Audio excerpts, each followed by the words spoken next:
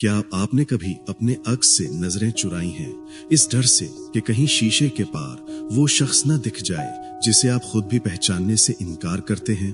अगर हाँ, तो ये कहानी आपके लिए है। ये एक ऐसे शख्स की कहानी है जिसने एक आईने में सिर्फ अपना चेहरा नहीं बल्कि अपनी रूह की गहराइयों में छिपी सच्चाई को देखा। वादियों के दिल में एक गांव था जो चांदी जैसे पहाड़ों के दामन में और शीशे की तरह चमकते दरियाओं के किनारे आबाद था।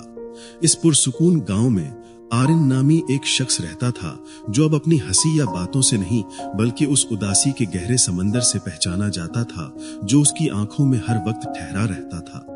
वो गांव की गलियों में एक चलते फिरते साये की तरह घूमता। उसका वजूद इतना खामोश था कि लगता जैसे हवा भी उससे टकराए बगैर गुजर जाती है।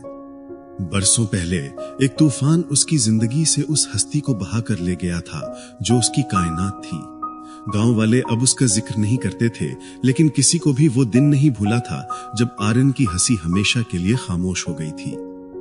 उस दिन के बाद से आरिन ने अपने अक्स से मुंह मोड़ लिया था। वो इस आईने का सामना करने से डरता था जो उसे सिर्फ उसके अंदर का वीरान खालीपन दिखाता था। फिर एक सुबह जब धुंध ने गांव को अपनी आगोश में ले रखा था, एक पुरस्कार बूढ़ा मुसाफिर नमूदार हुआ। उसके कंधे पर कोई थैला न था, जेब में सिक्के न थे। उसके पास थी तो बस एक अजीब सी गोल चीज, एक आईना जो लाल रंग की पतली डोरी से बंधा था। मुसाफिर ने वो आईना आरिन के कांपते हाथों में थमाया और धुंध में गुम होने से पहले उसकी आंखों में देखकर कहा, ये आईना वो नहीं दिखाता जो तुम हो, बल्कि वो दिखाता है जो तुम बन सकते थे और जो तुम आज भी बन सकते हो। ये तुम्हारी रूह का हिसाब है। आरिन के लबों पर एक तल्ख मुस्कुराहट उभरी। रूह का हिसाब दिखाने वाला आईना, ये उसे दुनिया की सबसे बड़ी बेवकूफी लगी।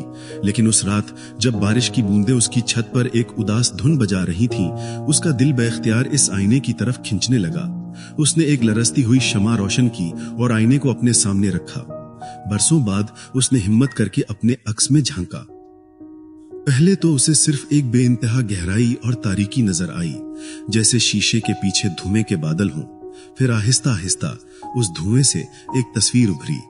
उसने खुद को उसी औरत के साथ खड़े देखा। हवा उनके बालों से खेल रही थी और उनकी हंसी फिजा में गूंज रही थी। लेकिन ये खूबसूरत मंजर एक पल में धुंधला हो गया और इसकी जगह वो लम्हा आ गया जब उनकी आखिरी तलख कलामी के बाद वो गुरूर में मुंह मोड़कर चला गया था। उसकी आंखों से गिरते आंसुओं को उसने देखा, लेकिन वो कभी पलटकर वापस नहीं आया।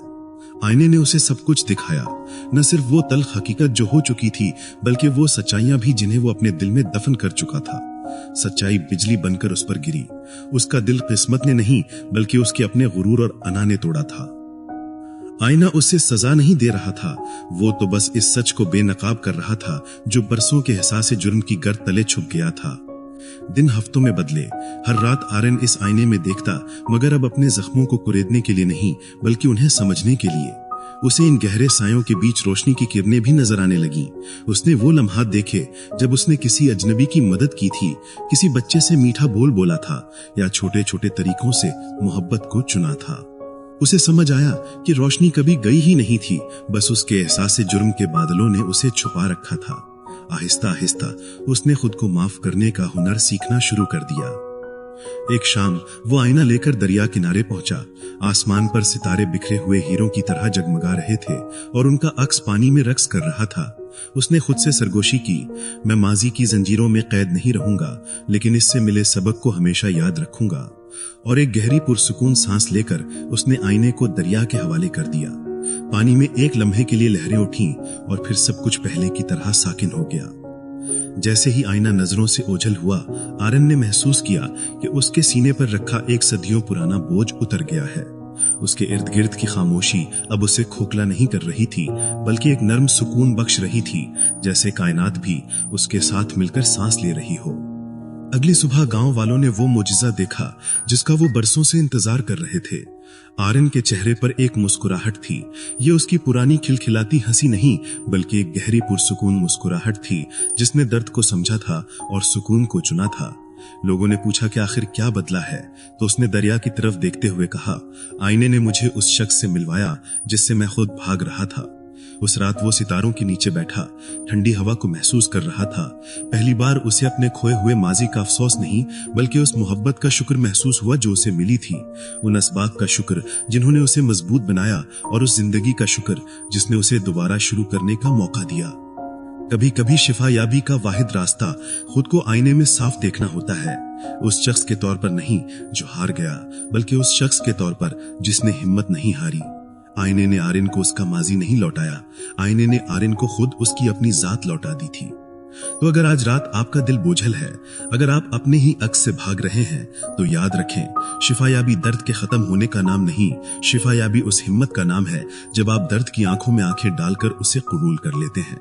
क्योंकि रूह एक आईने की तरह होती है, वो चटक जाती है, धुंधला जाती है और टूट भी जाती है। लेकिन याद रखें, टूटे हुए टुकड़े भी रोशनी को मुनक्किस करने की सलाहियत रखते हैं। और अगर इस कहानी ने आपके दिल के किसी कोने को रोशन किया है, तो इस रोशनी को यही मत रोकें।